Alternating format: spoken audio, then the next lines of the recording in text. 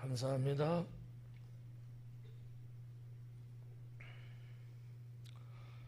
오늘 말씀은 깨어있으라 하는 제목으로 강해를 하겠습니다. 어서 많이 들어본 것 같잖아요. 제목이 깨어있으라.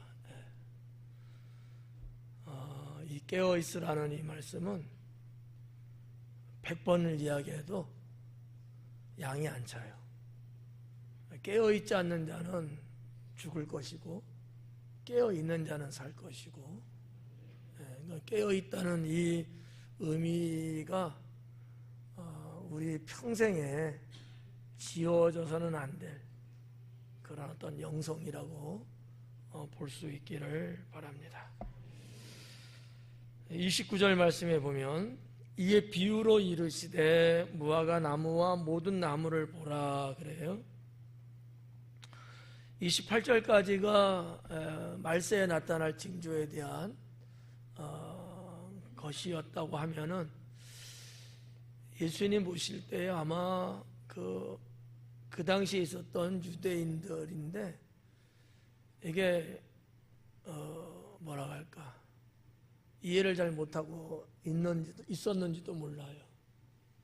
왜냐하면 말세 나타날 징조에 대한 이야기를 쭉 했으면, 알아들었으면 비유 말씀을 하지 않으셨어도 됐을 거예요. 근데 못 알아들으니까 그게 도대체 뭐냐 해서 무화과 나무를 예를 들어서 말씀을 하고 있는 거예요.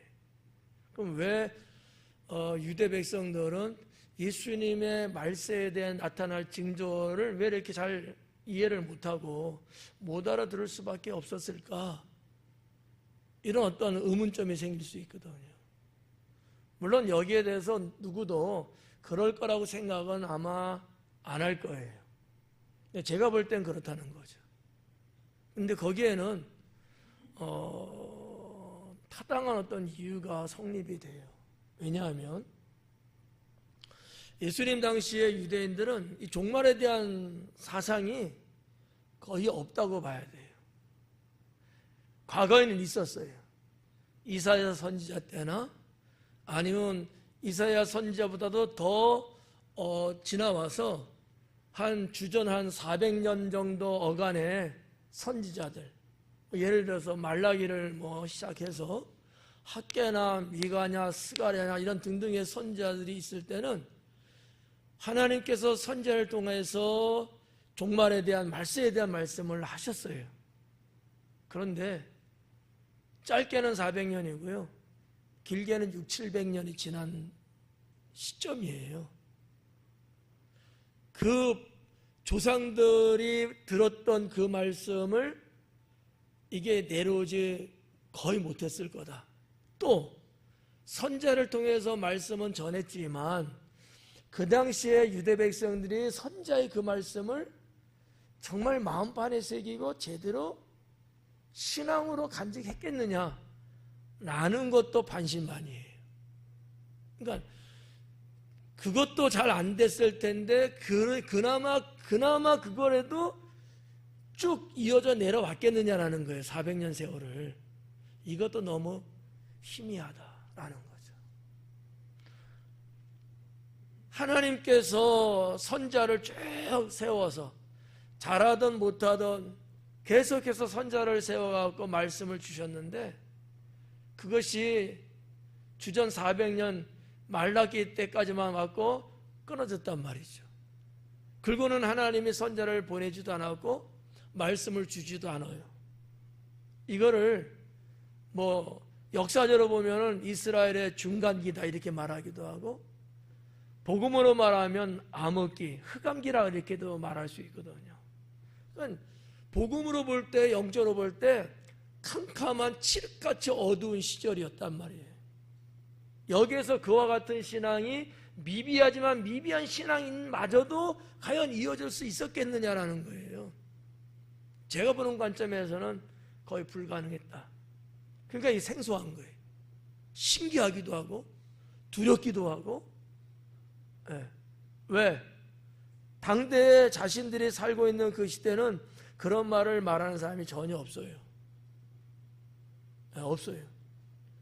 대제사장, 제사장, 서기관, 또 경건하게 산다는 바리새인들, 그리고 율법사들, 어느 누구도 거기에 대한 말씀을 하는 자가 없고, 아마 어떻게 보면 그들도 몰랐든지 무시했든지 했을 거예요. 근데 나사렛 예수라는 자가 나타나서 이런 종말에 대한 말씀을 하는 거예요. 그러면 당시에 유대인들에게 있어서 아주 폭발적이고 신박한 세례 요한조차도 이런 종말에 대한 말씀을 거의 안 했거든요. 현실에 대한 잘못된 죄악이나 이 부정적인 사건들에 대해서 말씀을 선포하고 거기서 돌아서야 된다는 말씀만 전했지 세상 종말에 대한 건 없었거든요. 근데 유독 예수라는 자는 그거를 전하는데 너무 이게 신기하고 두렵고 궁금하고, 야, 이건 또 뭐지? 이건 또 뭐지? 왜냐하면 지금 공생애 3년 6개월 정도 지금 거의 다 왔잖아요. 마무리 지금 3, 4일 좀 남겨놓은 상황이거든요. 예수님조차도 근간 3개월 동안 이런 말씀을 살짝 간헐적으로만 했지 집중적으로 종말에 대한 말씀은 안 했거든요. 대체적으로 유대인들이 잘못 살고 있는 신앙의 생활, 여기에 대해서 많이 언급을 했고 많이 돌아서야 된다고 알고 이런 죄악을 짚어만 줬지 종말에 대한 말씀은 그다지 없었다는 거죠. 그런데 이게 웬일이에요. 근데 예수님이 싹 보니까 이 사람들이 좀 멍찌고 있는 것 같아.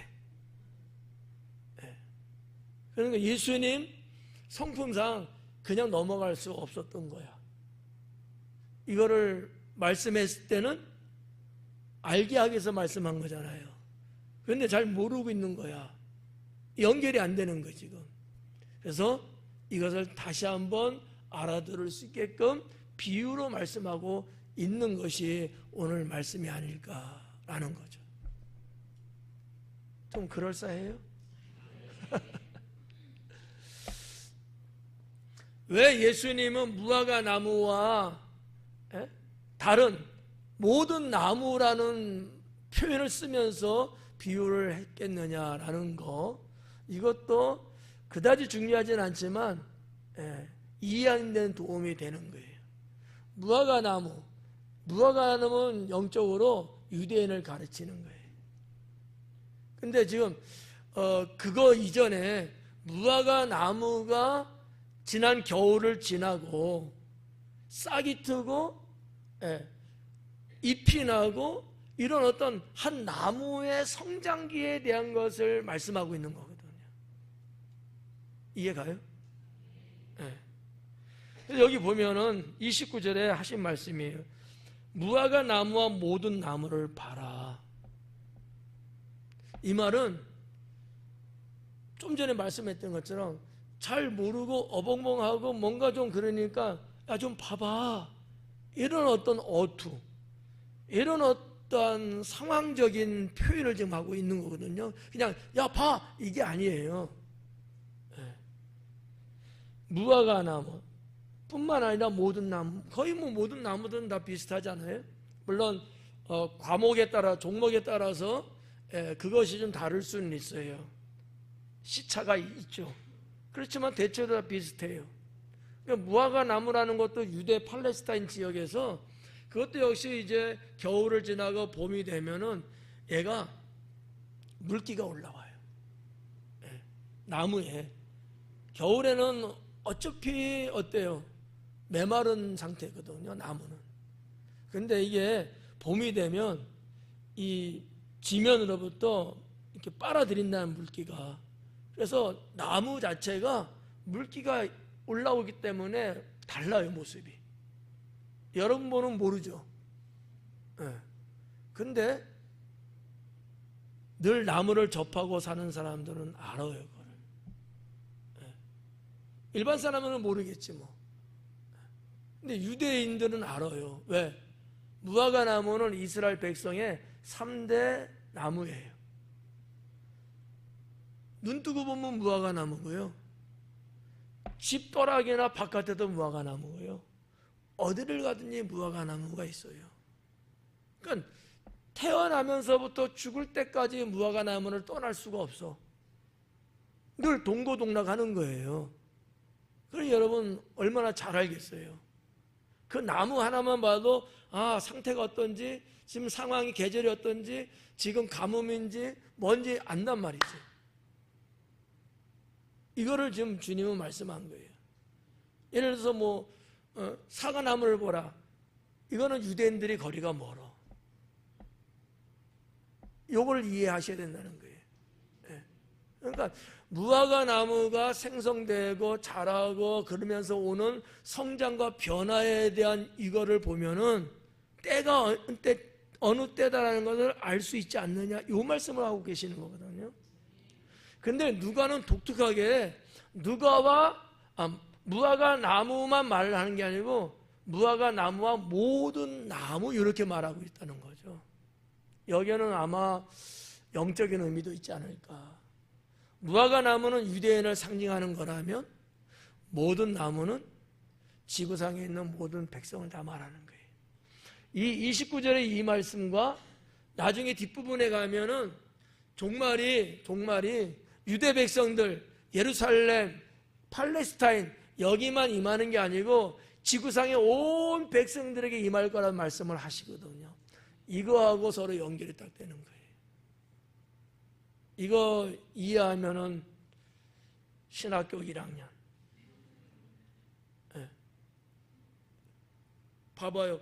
무화과 나무와 모든 나무, 예루살렘 멸망과 온 세상의 멸망.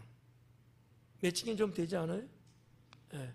그래서 아마 누가는 마태나 마가하고는 조금 다르게 이렇게 기록하지 않았을까라고 저는 생각을 해봅니다. 자, 29절은 그렇게 이제 열리면서 30절에 뭐라 그래? 싹이 나면 너희가 보고 여름이 가까운 줄을 자연히 아나니 그래요. 29절은 제가 이제 설명을 충분히 해드렸고 30절에 보니까 싹이 나면 너희가 보고 그래요. 자, 싹은 6월에 나지는 않아요. 여름에 나지는 않죠. 봄에 나죠. 물기가 오른 다음에 싹이 트고요. 싹이 튼 것들이 자라나면서 이제는 가지마다 나뭇잎이 형성된단 말이에요. 떨어졌던 그것들이. 그런 거를 보면은 여름이 가까운 줄을 자연히 아나니 그래요. 자연이 안다는 얘기는 저절로 안다는 거예요. 이걸 굳이 누가 봐라 이야기해주고 설명, 그게 아니고 너희들은 태생부터 너희가 알고 있다는 거거든요.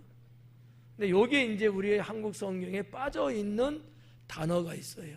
헬라 성경에는 뭐냐? 지금이라는 단어가 있어요.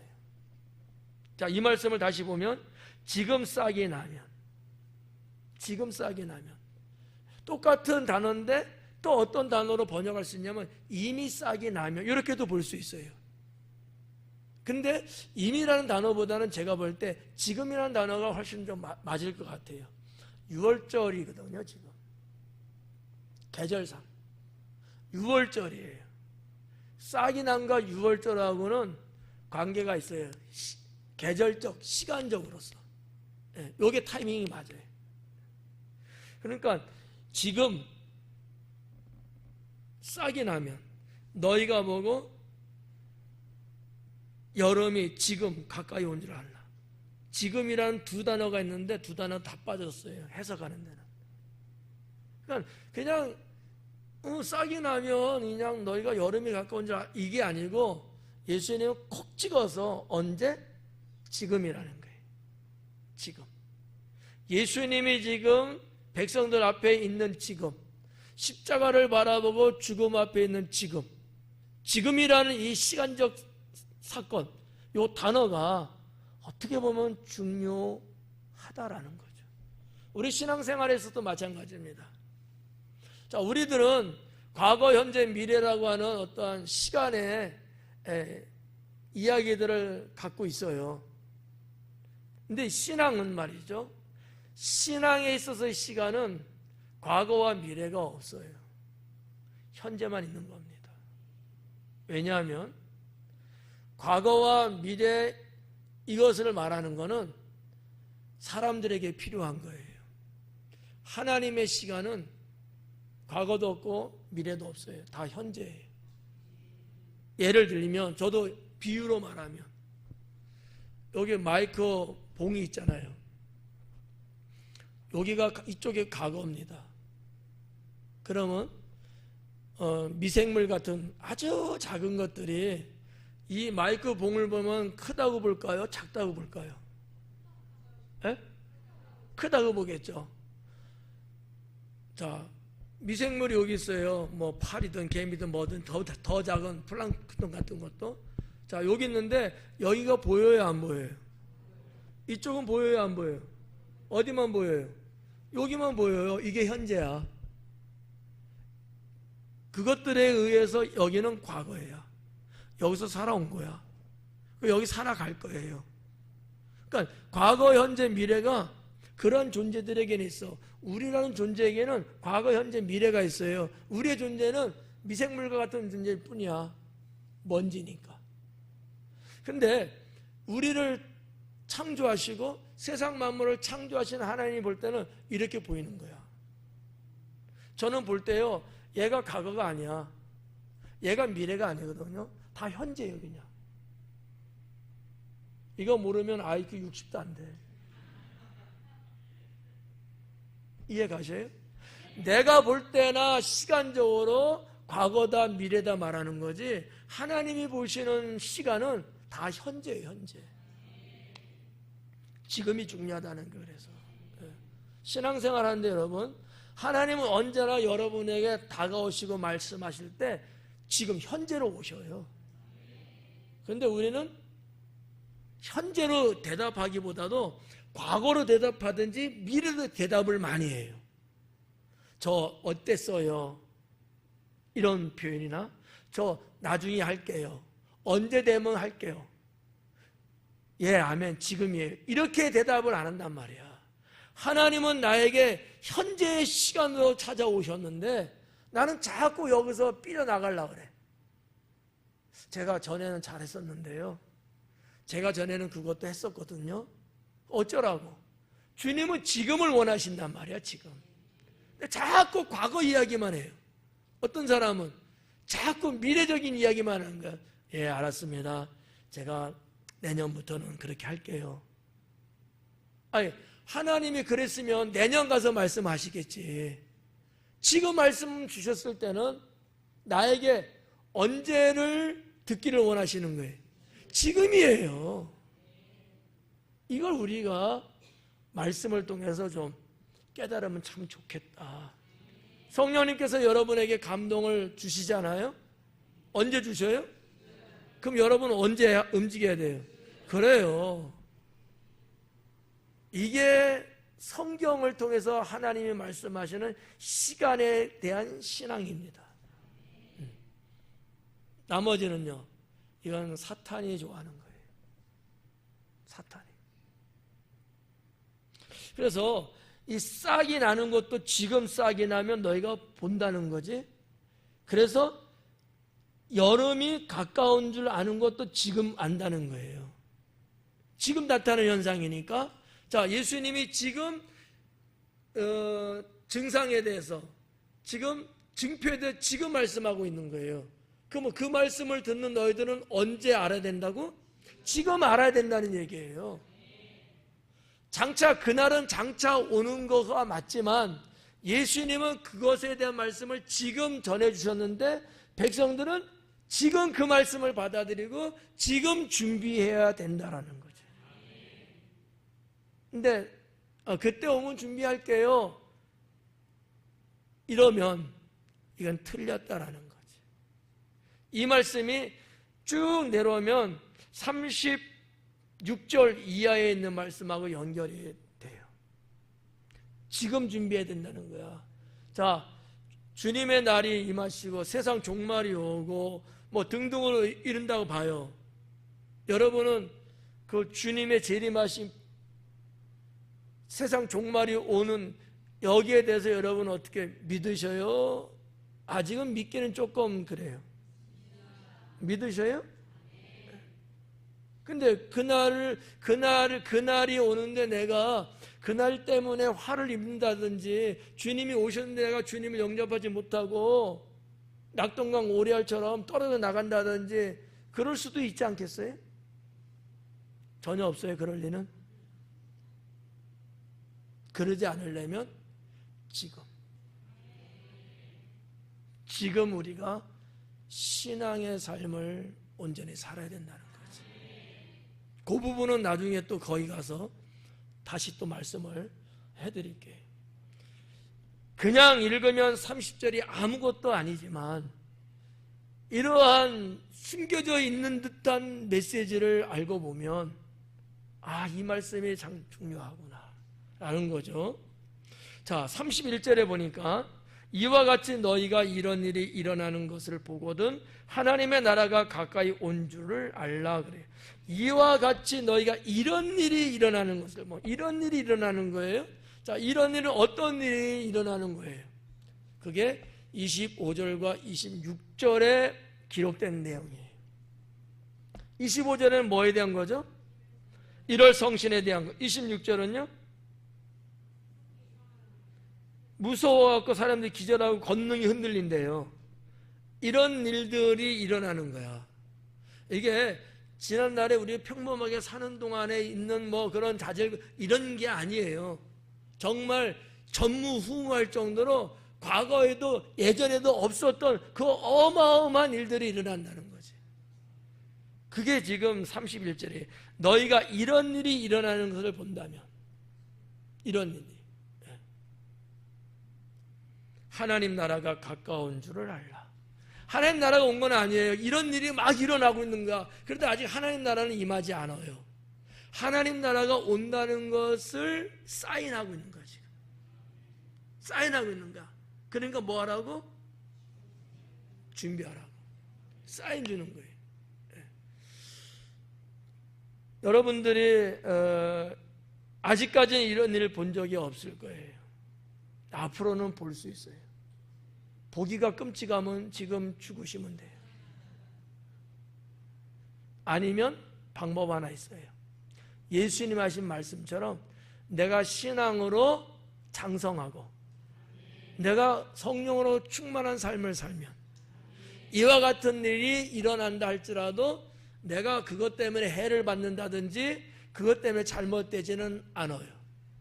이것이 예수님이 말씀하시는 핵심적인 내용입니다. 근데 이것도 아니고 저것도 아니면 살아남을 수가 없어요. 지금 우리가 살고 있는 이 21세기는 어떻게 보면 전초전과 같은 여러 가지 상황들, 징표들, 이런 사인들이 있는 시대입니다. 제가 아주 예전에, 요즘은 아니고 세미나도 하면서 여러분에게 말씀해 드린 경우가 있어요. 그게 뭐냐면 4S라고 하는 거예요. 4S는 뭐냐면 4는 4, 숫자 4, S는 영어의 앞자 S예요. S로 시작하는 네 가지 증상이 이 마지막 때는 있다라는 얘기예요. 그 첫 번째가 뭐냐면 스포츠. 어느 시대보다도 스포츠는 열광적입니다. 앞으로는 더 심해질 거라고 저는 생각을 해요. 저는 여기에 대해서 한 45년 전부터 연구를 해봤고 세미나를 했었어요. 주님이 오시기 전에 이 세상에서 일어날 수 있는 어떤 징표들, 그런 사인들이 어떤 것들이 있을까? 그 중에 하나가 스포츠 문화, 스포츠에 열광하는 사람들, 스포츠에 목숨 거는 사람들, 온 국가가 스포츠로 막 열광의 도가니가 되어버리는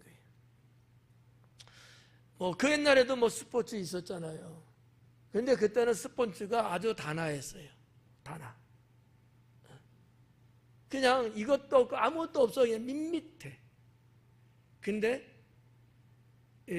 스포츠가 상업화되고 사람들의 문화의 한 장르로서 확 잡히면서 깃발을 세우고 상징하는 표시가 짐승, 동물들, 귀신 이런 것들.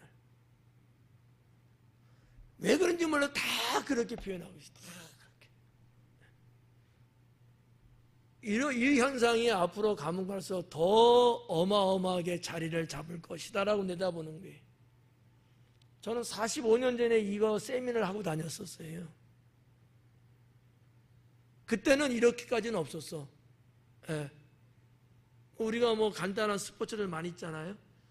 뭐 축구, 농구, 배구 이런 구기 종목으로 해갖고 그게 뭐 대부분 많이 있었잖아요. 그 다음에 무슨 뭐 복싱, 권투도 있고 태권도도 있고 그 다음에 뭐 일반 뭐 스포츠 뭐 생활체육 같은 거 배드민턴, 탁구 뭐 등등 이런 것들이 쭉 있었는데 그렇게 안 했어요. 표시가 나지도 않게끔 했어요. 그냥. 근데 지금은 달라요. 저는 앞으로는 더 할 거라고 봐요. 그래서 요즘은 말이죠. 예배드리러 교회 갈래 그 시간대에 스포츠 경기를 해. 그러면 어떻게 해야 되는 거야? 크리스찬들이 예배드리러 가요. 그래서 내가 좋아하는 경기인데 내가 지원하는 팀인데 그럼 어디로 가야 되는 거야? 제가 그 말을 믿어도 될까? 근데 그때 안 나왔잖아. 그런데 하나님께 예배드리기보다는 자기가 좋아하는 경기, 자기가 응원하는 팀이 경기를 하기 때문에 거기를 간다 이거지. 스포츠가 우상화되고 있는 현실이다라는 거죠. 여러분들은 그럴 리는 없죠. 왜? 당진에서 스포츠 경기 안 해. 다 저기서. 여기서 한 달쯤이라도 여러분이야 예배 드리지. 말하자면 그렇다는 거지. 여기에 열광을 해요. 심지어 여러분 뭐 돈 많은 사람이 있는가 알겠지만 표 한 장에 1,000만 원 주고도 삽니다. 그거 구경한다고. 물론 돈 많은 사람이겠지만 하여튼 뭐 이루 말할 수 없는 게 스포츠 하나. 두 번째는 섹스예요. 성이에요. 성. 오늘날에 이 성에 너무나 많이 노출되어 있고 범죄화되어 있고요. 너무 타락, 세속화되어 있다는 거지. 원래 성은 하나님께서 창조하신 것이고 아름다운 것이고 고귀한 것이고 거룩한 것이고 정말 사람에게 인간에게 주신 축복이거든요. 근데 그렇지 않은 거예요. 이제는. 이게 얼마나 이게 무질서하고 난무하고 이것 때문에 행복해야 될 가정이 깨지고 사람과 사람 사이의 관계가 무질서해지고 얼마나 난잡해지고 있냐라고 하는 거예요. 언제 우리나라가 여러분 뭐 거기에 대해서 범죄 이야기 한 적 있어요? 요즘은 성희롱, 성 뭐가 있어? 추행, 또 성 뭐 있어요? 폭행, 폭력. 언제 이런 얘기를 해봤냐고. 언제? 없잖아는 있었지만 이제는 이게 어떻게 보면 성이라는 아름다운 축복이 놀이객감처럼 어느 인간의 그 뭐라 할까 자기 욕심을 채우는 도구로 전락하고 말아버린 거예요. 사탄이 좋아하는 방법입니다.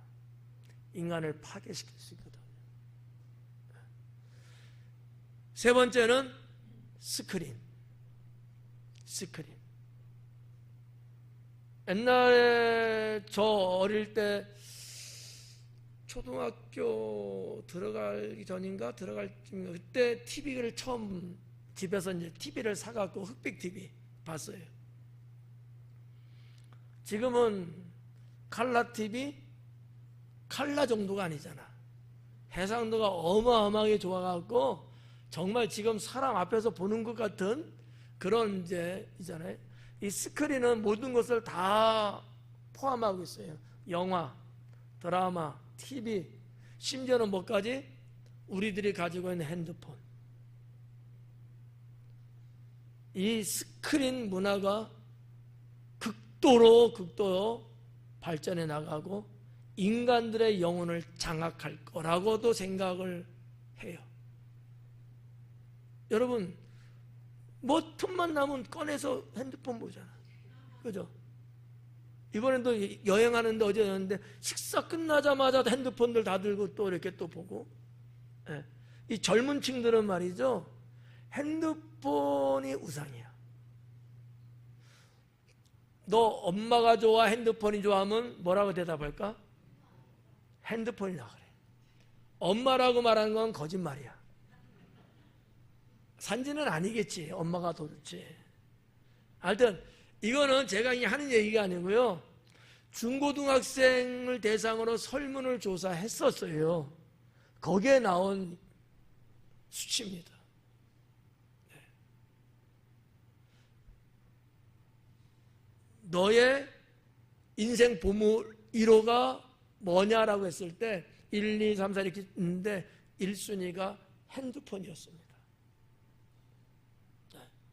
부모를 선택할래, 핸드폰을 선택할래 할 때 애들은 핸드폰을 선택했습니다.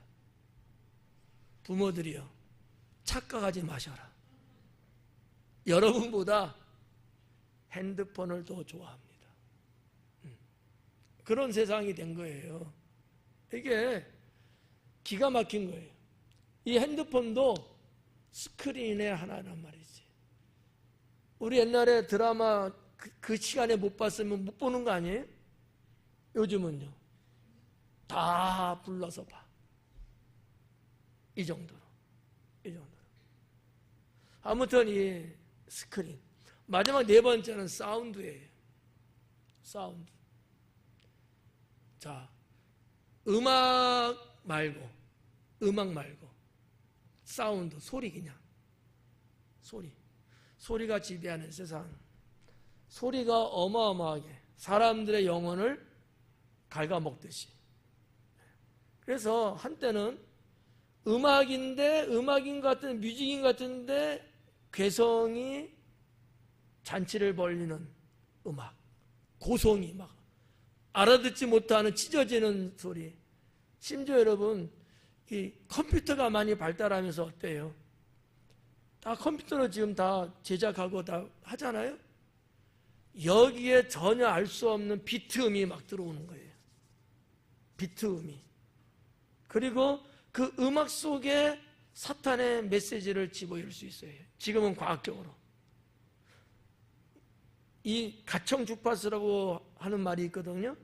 이게 2만 헬스까지가 가청 주파수예요. 사람이 귀로 들을 수 있는 거예요. 그런데 이 헬스, 이 퍼스널을, 이거를 더 높이, 막 3만, 10만 이렇게 하면은 사람의 귀는 못 들어요. 근데 우리의 영혼 뇌는 접수가 돼요. 제가 옛날에 한번 그런 얘기 했는데, 음악을 통해서, 예를 들어서 햄버거를 사 먹어라. 땡땡 어느 회사 거. 음악이야, 음악. 근데 그게 들어와. 내 귀에는 안 들렸어요. 근데 내 뇌는 조종을 당하고 있는 거야. 이거는 이미 오래전에 과학적으로 증명이 됐어요. 그래서 기업들이 그냥 일반 보통 괜찮은 노래말 있잖아, 노구송 같은 거, 그 속에다가 상업용 메시지를 집어요. 자꾸 그 음악 듣게 하면은 나도 모르게. 근데 뭐 사모는 건 괜찮아. 여기에 누구를 죽이라는 메시지가 들어오면 나도 모르게 죽이는 거예요. 야, 니네 아빠 칼로 찔러 죽여라. 칼로 죽여라. 이런 음악에 자꾸 듣다가 심취하면요, 나도 모르게 죽이게 되는 거예요. 사운드가 지배하는 세상이 무섭도록 발전할 겁니다. 뭐 이외에도 더 볼 수도 있지만, 그냥 저는 옛날부터 제가 주장했던 거라서, 포스, 종말에 나타나는 증상 중에 하나들이다라고 보는 거죠. 이런 일들이 일어나면, 이런 일들이 일어나는 것을 보면은, 그러니까 뭐 성도님들이든지 누구든지 그분들은 뭐 전혀 뭐 민감하지 않고 상황 보지 않지만 저는 그걸 아니까 이런 일들에 대해서 민감하게 저는 주시를 해요. 이런 것들이 보이면 점점 더 세지네, 점점 더 많아지네, 점점 더 많은 사람들이 거기에 혹하고 있네, 이런 것들을 세계적으로 보는 거죠. 그래서 어느 정도 때를 짐작해 나가는 거예요. 짐작해 나가는 거야. 지뢰밭에 지뢰를 피해서 지뢰봉 침을 쿡쿡 찔러서 확인하듯이 말이지. 지금은 어느 정도 지금 진행되고 있구나, 어떻게 진행되고 있구나, 사람들의 마음이 어떻게 바뀌고 있구나, 이런 것들. 그러니까 이런 것들을 보거든이라는 말씀을 드리려고 제가 예를 드리는 거예요.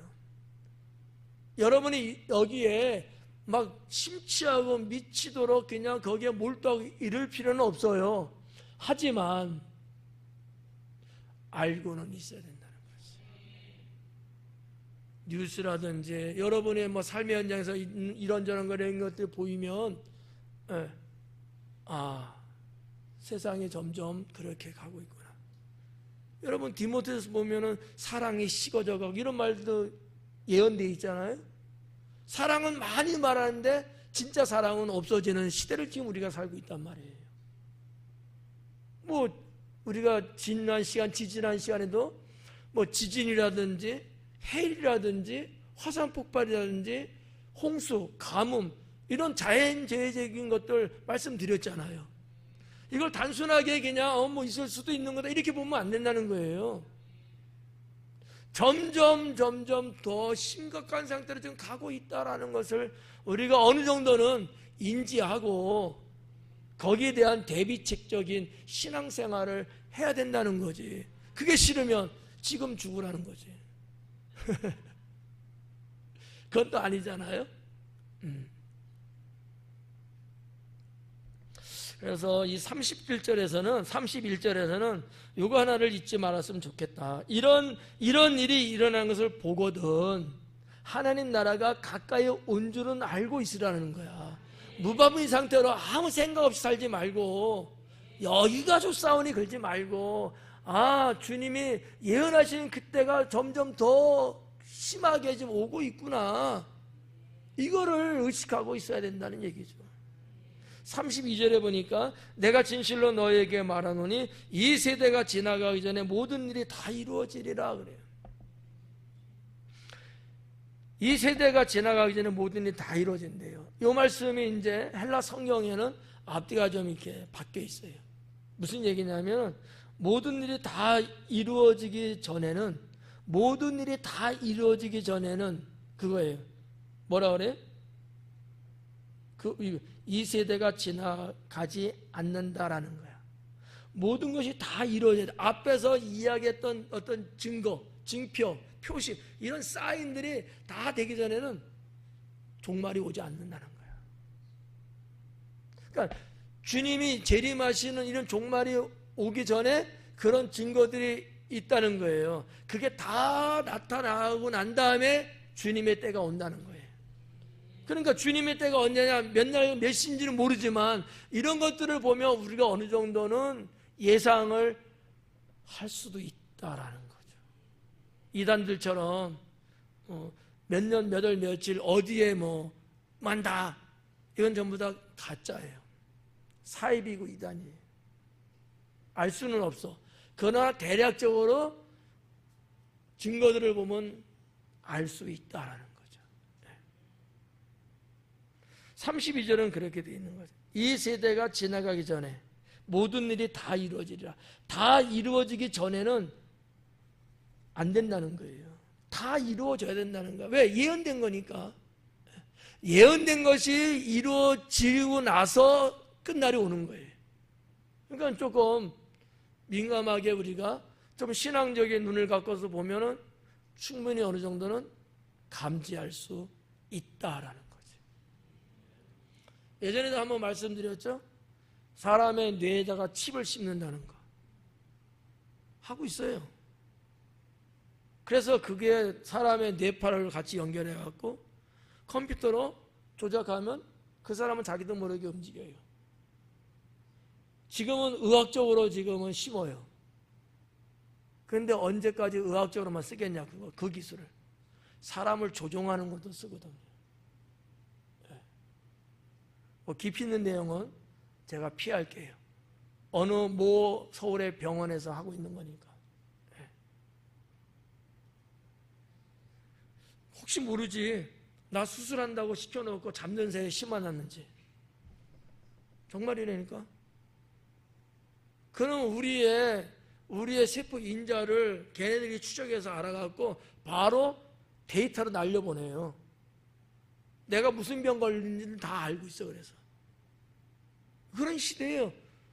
여러분, 당진에 산다고 까망치는 살면 안 돼.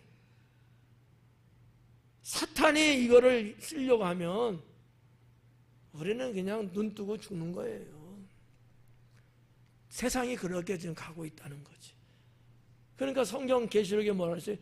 666 표를 받는 자는 사탄에게 영혼을 파는 자라고 그러잖아. 네. 그래서 666 10 내조 쏘고 지금도 가능해요. 네. 그러면 카드도 필요 없어요. 걔가 나를 인식하거든요. 여러분, 요즘 나오는 자동차도 어때요? 키 필요 없잖아요. 핸드폰만 있으면요, 차가 인식하고 그냥 문 열려요. 시동등 그냥 걸려요. 멀리서도 원격 조정이 돼요. 사람이라고 안 될까요? 사람도 돼요. 그러니까 인간의 편리성, 생활의 효용성, 이런 것 때문에 개발되고 발명하고 만드는 건데, 이런 것들이 사탄이 뒤에서 추종하면서 자기의 도구로 쓰는 시대가 되고 있다는 거죠. 무서운 시대라는 거예요. 예. 33절에 천지는 없어지겠으나 내 말은 없어지지 아니하리라. 천지는 없어질 것이다 그래요. 오늘 성경에 보면 천지는 없어질 거다. 맞잖아요. 마지막 때면 천지는 없어질 거예요. 이 천지라는 게 우주 전체를 말하는 거 아닙니다. 지구적 개념이에요. 천지는 없어질 것이다. 그러나 예수님 말씀은 영원한다는 거죠. 34절에 너희는 스스로 조심하라. 그렇지 않으면 방탕함과 술취함과 생활의 염려로 마음이 둔하여지고 뜻밖의 그날이 덕과 같이 너에게 임하니라 그래요. 자, 여기 있는 말씀도 우리가 한번 조금 말을 바꿔서 보자고요. 헬라 성경적으로 보면 방탕함과 술취함과 생활의 염려로 마음이 무겁게 짓누릴 것이다. 짓누릴 것이다. 짓눌림은 당한다는 거예요. 방탕, 술취함, 생활의 염려로 무거운 짐에 눌림을 당할 것이다 라고 기록한 거예요. 그래서 너희는 스스로 조심해야 된다 라는 거예요. 이해가죠? 네. 여러분, 이 무겁게 짓누른대요. 내가 일어날 수 없게끔, 기력을 못 피게끔, 내가 정상적인 육체적 활동 못하게끔 짓누르는 거예요. 꼼짝 못하게. 뭐가? 생활의 염려가. 그건 무서운 거예요. 그러니까 염려하지 말고 두려워하지 말고 걱정하지 말라는 거 아니에요. 그런 것들을 갖고 있으면은 내 영혼이 위축돼요. 더 문제가 뭔지 아십니까? 하나님 나라를 생각 못하고 살아요. 생활의 공고함 속에서 내가 염려하고 근심하고 걱정하고 여기에 찌들어 살면요, 신앙이든 하나님이든 하나님 나라에 대한 생각을 잃어버리고 살게 돼버려요. 누가 좋아할까? 사탄이 좋아하죠. 하나님은 그걸 아시기 때문에 너는 염려하지 말라는 게 계속해서 예수님 사역 초기 때부터 이 말씀은 강조하셨어요. 걱정하지 마라. 네. 하나님을 믿고 의지하는 자라면 당연히 생활에 염려 안 해야 하는 게 맞는 거죠. 주께 맡기고 우리는 뭐예요? 기도하고 열심히 주신 건강을 가지고서 생활하고. 이거는 뚝 떨어뜨려야 되는데 자꾸 우리는 사탄의 속삭임에 귀를 기울이면서 자꾸 별것도 아닌데도 그냥 코가 쑥 빠지도록 그냥 걱정하고 염려하고 밤잠 못 잔다는 등 막 이런단 말이지. 이거는 주님이 기뻐하는 게 아니에요. 그런 것이 삶 속에 있을지라도 그걸 주님께 내 맡기고 무거운 짐은 주님께 가져오라잖아요. 수고하고 무거운 짐자 다 내게로 오라잖아. 근데 우리는 그러려고 안 해. 말로는 잘해. 근데 실제는 안 해. 그 계속 고민에 빠지는 거지. 시름시름. 그러니까 뭐 교회 오는 것도 재미없고 예배 드리는데도 그냥 딩숭생숭하고 사람 성도들하고의 관계도 푸석푸석하고 이게 형편없는 거예요. 그러면서 영혼은 망하는 겁니다. 생활의 염려로 마음이 무겁게 짓눌리고 원어대로예요. 이거를 둔하다는 단어로 번역해낸 거야. 그런데 이건 약해. 무거운 짐에 눌려갖고 여러분 글쎄 이 공업용 그 기구에 보면은 프레스라는 게 있어요. 이거는 힘으로 짐 눌러 압착을 해갖고 망가뜨리는 거거든. 이 프레스가 되는 거란 말이지. 감당이 안 돼요. 생활 염려하고 살면 그렇게 된다는 거예요. 그러니까 하지 말라는 거야 주님은. 그건 내게 맡겨라. 그거거든요. 근데 오늘 여기도 주님이 말씀하고 있는 거죠. 봐봐요. 그러니까 너희는 스스로 조심해라. 뜻밖의 그날이 덕과 같이 너에게 임하기 때문에. 이렇게 돼 있어요. 뜻밖의 그날이 덕과 같이 임하. 그날은 뭐죠? 그날이 뭐예요? 종말이에요. 세상 종말이 뜻밖에 임한다는 거야. 이 뜻밖에라는 것은 무슨 뜻이냐면은 그냥 갑자기 순식간에 예상치 못했는데 이런 단어거든요. 주님이 말씀하시는 세상 종말이라는 그날이 내가 생각지도 못했던 아니면 갑자기 내가 감당할 수 없는 상태로 확 치고 들어온다는 얘기예요. 그러니까 뭐 하라는 거예요? 스스로 조심하라는 거, 깨어있으라는 얘기예요. 그냥 여러분 안이하게 생각하고 신앙생활 위험합니다. 그 신앙 갖고는요 목사인 제가 여러분에게 장담할 수가 없어요. 네. 그렇잖아요. 나는 장담 못해요. 당신의 영혼은 하나님이 책임지십니다. 나는 장담 못한다는 거야. 저를 그렇다고 미워하지 마세요. 저는 충분히 여러분들에게 신앙생활 어떻게 해야 된다는 것을 늘 말씀하고 가르쳤어요. 그렇게 사셔야 돼요. 네. 주님이 원하시는 바가 그거거든요. 35절에 보니까 이 날은 온 지구상에 거하는 모든 사람에게 임하리라. AD 70년 예루살렘이 파괴되고 이스라엘이 멸망한 그거하고는 다르다는 거지. 알고 있죠 이제는? 네. 그것도 말씀을 예언하셨지만 그러나 지금은 그 얘기가 아니야. 온 세상에 임하는 종말에 대한 말씀을 예언하고 계신 거예요. 이거를 헷갈려 하면 안 돼요. 우리하고는 상관없어. 이렇게 보시면 안 돼요. 오늘 읽은 이 본문의 말씀의 내용들은 우리 모두에게 다 해당되는 말씀이라는 거지. 네. 이거 뭐 애들이 봐도 이거는 뭐 다 알 수 있는 단어잖아요. 이 날은 온 지구상에 관한 모든 사람에게 임한다. 여기 임하리라라고 번역됐는데 이게 원어에 보면 그것이 덮쳐올 것이다 이렇게 표현하고 있거든요. 그게 오는데 덮칠 거라는 거예요. 덮칠 거라고. 덮친다는 개념이 그 단어가 갖고 있는 의미적 개념이 뭐냐면 덮침을 받으면요 거기서 빠져나올 수가 없는 거예요. 혹시 여러분들 요즘 애들은 뭐 하는지 모르겠다. 우리 어릴 때 집에서 형제들끼리 놀이할 때 이불 막 뒤집어 씌우 이런 놀이들 어떻게 해본 경험들 있으셔요? 있으면 옛날 사람이야. 네. 덮기만 하지 않잖아. 위에 올라타갖고 막 이러는 경우들이 있었잖아요. 삐져나오려면 못 나오게 막 그러잖아. 이 말이라는 이 단어의 원뜻이 그것이 덮쳐올 것이다라는 거예요. 이해가요? 내가 거기에 씌어짐을 당하면 꼼짝없이 나는 압사가 되는 거야. 죽는 거예요, 그냥. 네, 무시무시하죠.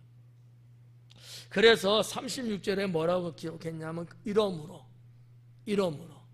그렇게 되니까 뭐라 그래? 너희는 장차 올 이 모든 일을 능히 피하고 인자 앞에 서도록 항상 기도하고 깨어 있어라 라는 거예요.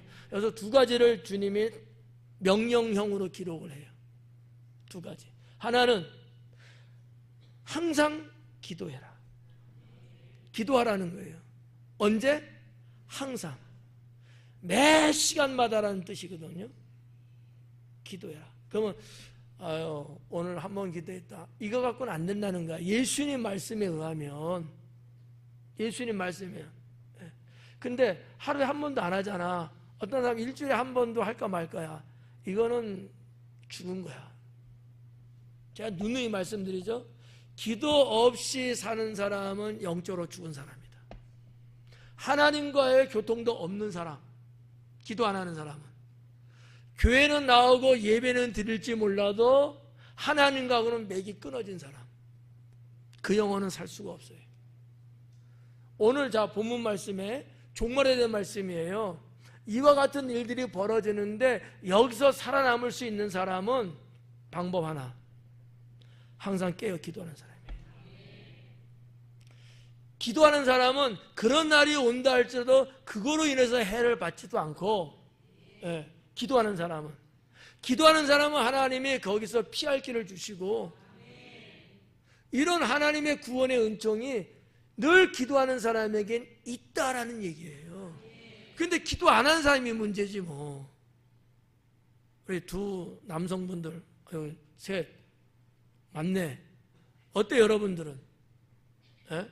기도 등한히 하는 거 아니에요? 난 책임 못 져요.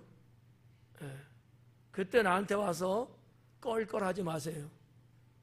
정말 여러분 심각해 보셔야 돼. 다른 건 다 하면서 기도하는 걸 등한히 여겨? 스스로 죽으려고 작정한 거예요. 그거 갖고는 못 살아요. 기도는 내가 그냥 하고 싶은 마냥 주저리 그거 아니잖아. 하나님, 내 기도의 대상인 하나님이 계시는 것을 전제하에 내가 그 하나님과 대화하는 것 아니겠어요? 이 관계가 없이는 어찌 하나님 나라를 갈 수 있냐고. 우리가 쉬운 말로 그냥 믿으면 구원받는다 이렇게 말하잖아. 그렇게 다 믿고 있잖아. 너무 그거 여러분, 믿음은 위험해요. 그 믿음이 뭐를 말하는지도 모르고 그냥 믿으면 이렇게 보면 안 된다는 거지. 거기서 말하는 이 믿음이라는 피스티스는 그보다 더 심오한 뜻을 갖고 있는 단어거든요. 아니 그게 아니면 뭐로 예수님이 이렇게 깨어 기도하라고 뭐라고 기록하셨겠어요? 기도해야 되니까 그러는 거야. 아니 그분이 하나님 아닙니까? 하나님이신 그분이 뭐 때문에 공생하기 전에 40주야 금식하면서 기도하셨냐고요. 십자가에 달려 돌아가시면서도 왜 기도하셨냐고요. 왜 겟세마네 동산에 기도했겠어요? 아니 그분이 하나님이신데 기도가 뭐가 필요해요? 근데 그 기도는 전부 하나님과 삼일째 하나님과의 교통이에요. 기도 없이는 안 돼요. 저는 그렇게 믿습니다. 평생을 기도하고 사는 거예요. 이거는 다른 거 생각하지 말고 여러분이 잘 알고 있는 거, 영혼의 호흡이다. 기도, 이거 하나. 두 번째, 하나님과의 관계다. 이거 관계를 연결하는 거예요. 기도하는 사람은 말이죠, 하나님의 영성이 임해요. 근데 기도 안 하는 사람은 그게 없어요. 그러니까 내 생각대로 살아요. 인간적으로 살아요. 기도하며 사는 사람은 그렇게 산다 할지라도 하나님의 영성적인 게 있기 때문에, 주님이 주시는 능력과 은총이 있기 때문에 그렇게만은 안 살아요. 뜻대로 살려고, 신앙으로 살려고 나름대로 발버도 넘치고 노력도 하고 승리도 하고 그래서 이렇게 간다는 말이죠. 예. 여러분, 성경 읽는 것과 기도하는 거하고 두 개를 비교해서 어떤 게 더 중요할까? 예? 아이, 그러면 내가 묻지도 않았지. 둘 중에 만약 하나 선택한다면, 우리가 오리지널적으로 원론적으로는 말씀이에요. 그런데 기도가 중요해요. 오해하면 안 돼요. 왜 제가 이렇게 말씀드리냐면, 제 평소에는 말씀 많이 강조하잖아요. 말씀은 여러분이 때로는 좀 그러지 못해도 목사를 통해서 말씀을 전해들어요. 기도는 제가 대신해 줄 수가 없어요. 말씀이 아예 깡그리 없는 걸 말하는 건 아니고, 기도는 그만큼 중요하다는 거야. 영혼의 젖줄이거든요. 네. 그러니까 주무시면서도, 주무시기 전에 잠깐이라도 하나님께 기도하고, 아침에 일어나서 잠깐이라도 하나님, 지난간 밤 지켜주셔서 감사하고, 오늘 하루 일과 하나님 지켜주옵소서. 잠깐이라도. 그래서 이 수시로예요. 에베소서에는 무시로라는 단어를 썼거든요. 이 말은 무슨 얘기냐면 순간 기도하는 거야. 정해놓고 그냥 장시간에 걸쳐서 이런 기도도 필요하지만, 생활 속에서 순간이 장순간. 마치 여러분 이렇게 점프 이런 것처럼 순간 기도하는 거야. 주님, 저 차 몰고 어디 가요? 순간. 가고 잘 도착했습니다. 주님 감사합니다. 순간. 그리고 또 식당을 밥 먹어야 되냐? 식사 기도하면서도 순간. 이런 식으로 하루의 일과 속에서 늘 이렇게 그냥 한 시간씩 아니야. 순간순간도 계속 무시로 기도하라는 거예요. 그래야지만이 하나님과의 밀접한 관계가 계속 유지가 됩니다. 영성이 살아있게 된단 말이지. 기도가 그래서 중요하다는 거예요. 아유, 나 그냥 이번 수요일날 교회 갔더니만 목사님이 말씀보다 기도가 더 중요하대. 말씀은 이제 안 해도 되는. 그러면 난 곤란해. 그건 아니죠. 오늘 여기 주님이 기도를 말씀했기 때문에 여기 강조점을 많이 둔 거예요. 두 번째, 그날이 와도 문제가 안 되려면 두 번째, 깨어 있으라는 거예요. 깨어 있으라. 항상 기도하며 깨어 있어라. 이 깨어 있으라는 것은 잠자지 말고 그 얘기는 아니에요. 푹 주무세요. 그 얘기 아니에요. 이 깨어 있다는 것을 제가 세 가지로 정리를 해드릴게요. 하나는 경건하게 사는 걸 말해요. 경건하게 사는 거. 이해 가셨죠? 네. 두 번째는 구별하며 사는 거예요. 구별. 뭐를 이렇게 하더라도 내가 할 거와 안 할 거를 구별하고 살아야 돼요. 이게 깨어있는 거야. 깨어있지 못하는 사람은, 영혼이 잠든 사람은 구별을 못해요. 그냥 육체적으로 조금 안 좋게 말하면 동물적으로 움직인단 말이야. 그러면 뭐든지 다 먹으려고 그래. 뭐든지 다. 그게 독인지 뭔지도 모르고 이게 동물적이에요. 근데 깨어있는 사람은 아니에요. 이거를 식별한다는 거지. 구별해요. 내가 이 일이 생겼는데 이 일을 해야 되나 말아야 되나. 하나님의 사람으로서 이거 돈벌이가 돼. 그래도 해야 되나 안 해야 되나. 이 직업을 내가 취업을 하는데 이 직업을 내가 가져야 되냐 말아야 되냐. 구별하는 게 있어야 돼. 이게 있는 사람이 깨어있는 사람이에요. 나 그냥 3일 동안 한 잠도 안 잤어. 그게 깨어있는 걸 말하는 거 아니야. 그러면 죽어. 아셨죠?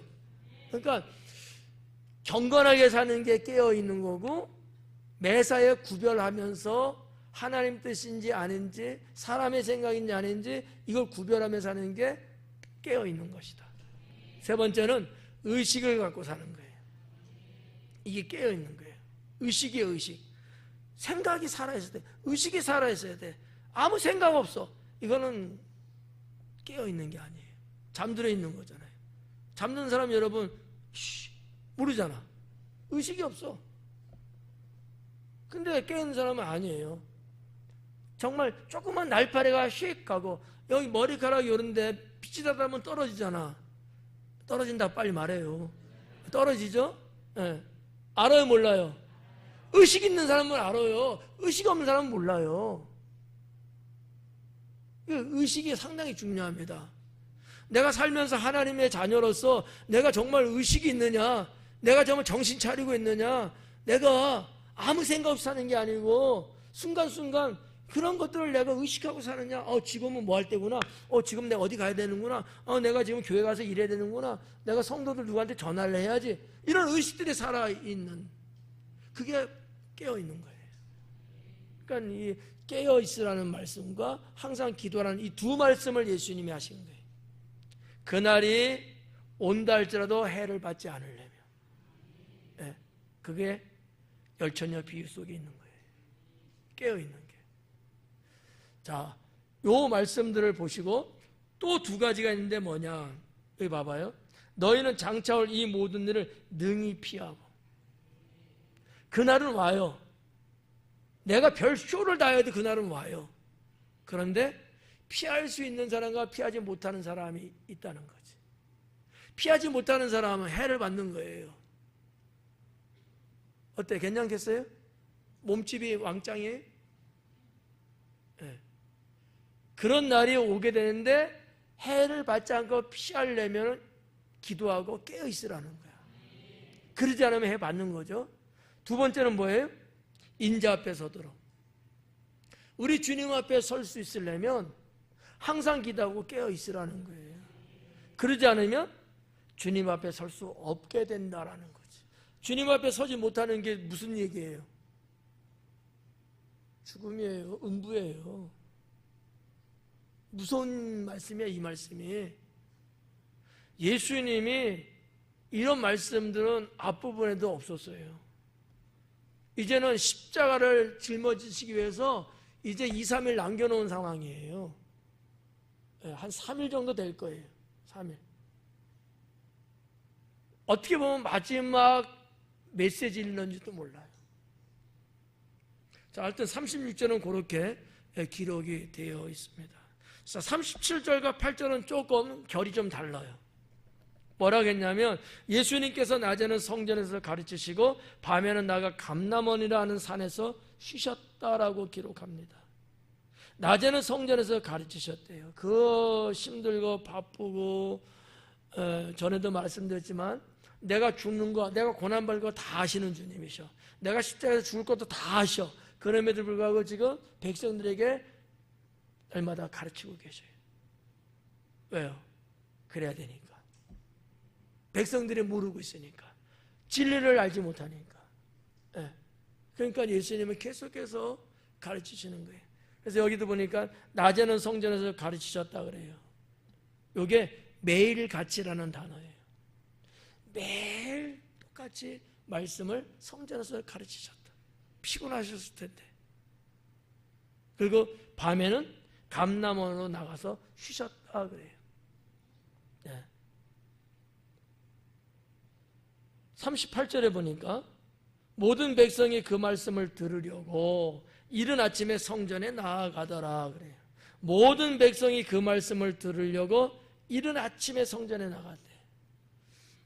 예루살렘 성전이 크지 않습니다. 인원이 그렇게 많이 들어갈 수가 없어요. 물론 이제 뭐 그 외에 이방인의 뜰이라든지 그 주변에까지 들어갈 수는 있을 거야. 근데 예수님의 음성이 들릴 수 있어야 말이지. 뭐 앰프 마이크가 있었던 시절도 아니고 말이지. 근데 사람들이 이른 아침에 몰렸다는 거야. 여기서 말하는 이른 아침은 언제를 말하냐면 동틀 무렵을 말해요. 해가 막 떠오를 때. 그땐 예수님이 어디 계셨을까? 성전에 있을까? 성전에 안 계셔요. 주님도 동틀 무렵에 깨시거든. 근데 왜 백성들은 동틀 무렵에 갔을까? 성전에?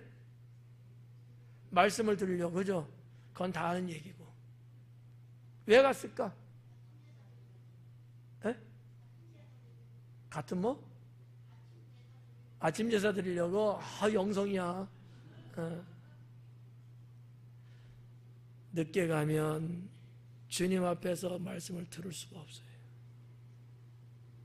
말씀에 대한 열정인 거지. 아까 초대 말씀드렸잖아요. 예수님의 이와 같은 말씀을 전하는 내용을 들어본 적도 없어. 신기하고 한편은 두렵고 때로는 궁금하고.